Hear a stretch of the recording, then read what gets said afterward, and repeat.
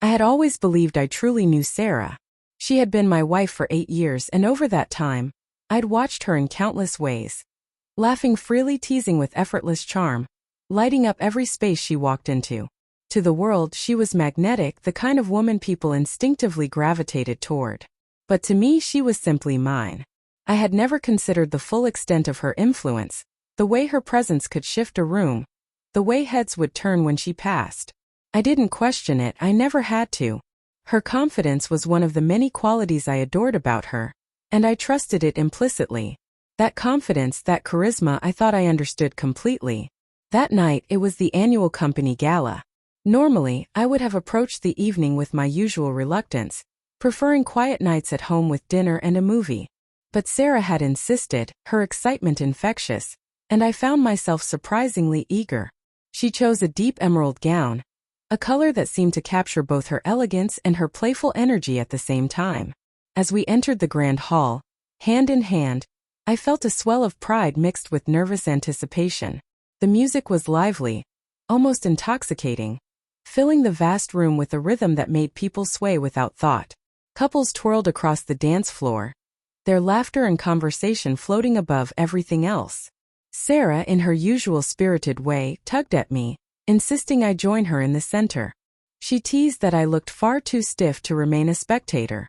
I allowed her to pull me along, letting her energy envelop me, for a moment forgetting all else. And then he appeared. A tall man in a perfectly tailored suit approached her.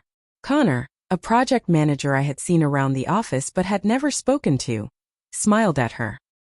His words were polite, perhaps a compliment on her dress, and a small flicker of unease passed through me. It was irrational. I reminded myself of that, but I couldn't ignore the subtle shift in the air. Sarah hesitated for a heartbeat, offering him a polite smile, and I told myself it was harmless. After all, it was a public dance, just a brief moment, nothing more. But then I noticed another man, Tyler, a younger colleague with a tall, confident frame and a smile that seemed deliberately charming. He approached Sarah casually, leaning close and whispering something in her ear. I couldn't hear the words, but I could see the reaction. Her laugh wasn't the familiar warmth she reserved for me. It was startled, playful, a laugh that betrayed a sudden surge of energy and excitement.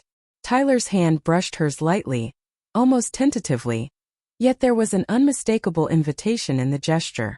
"If you're free, take me," he said, and I felt a strange, twisting knot in my stomach. Panic. Disbelief. My mind froze on 3 words: my Sarah, my wife. Her eyes widened as if caught in her own moment of recognition.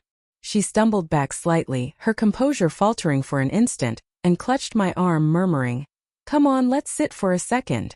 Her voice was higher than normal, tinged with an urgency that didn't fit the festive environment.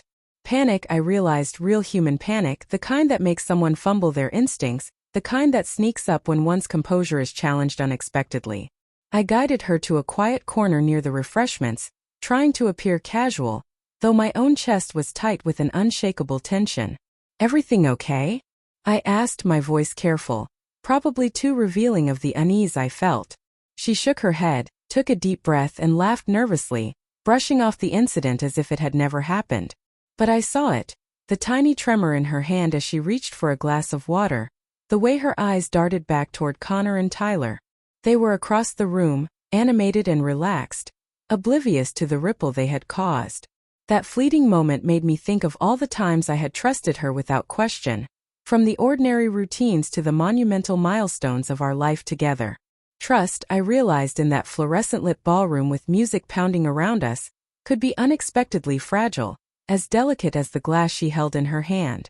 Sarah's gaze lingered on the 2 men, and I felt a familiar, gnawing fear, the fear of losing her, not to another person necessarily, but to a fleeting spark, a rush of recognition or admiration that maybe I hadn't noticed fading.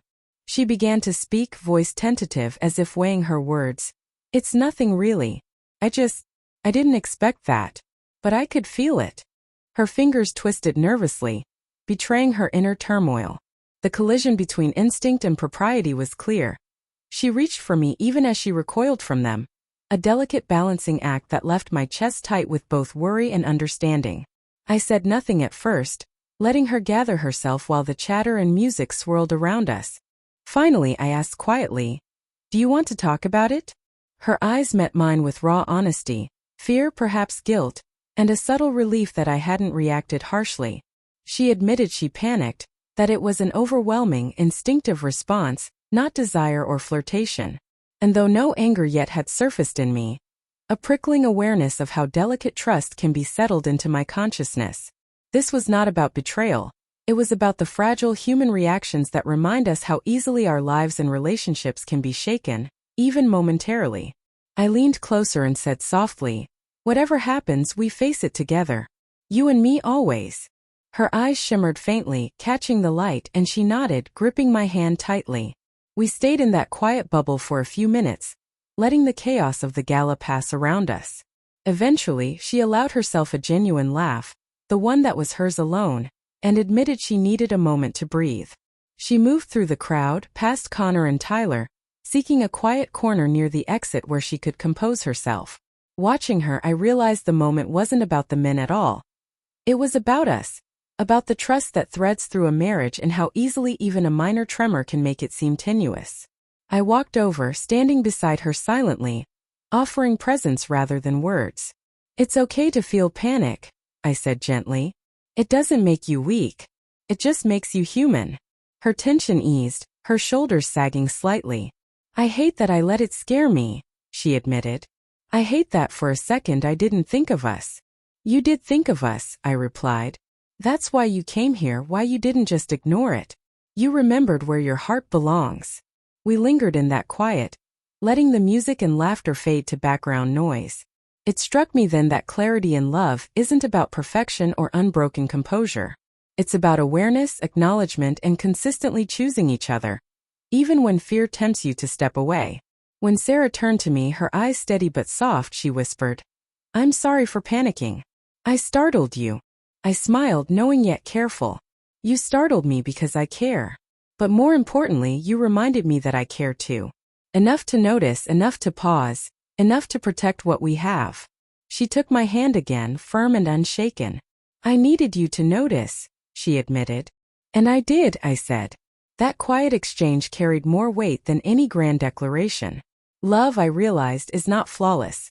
It is resilient, visible in the subtle acts of choice and understanding, the commitment to remain connected through fear, hesitation, and uncertainty. As the gala ended and we stepped into the cool night air, I felt a profound gratitude. Grateful that we had weathered a small storm without fracture, without regret, without the harsh words that can linger far longer than any minor moment. Grateful for the fragile threads of trust that, though stretched, had held firm. Sarah looked up at me with a teasing glint. "Next time," she said softly, "you dance with me first." I laughed fully because in that instant nothing else mattered. Not Connor, not Tyler, not the panic or the fleeting tension. What mattered was us.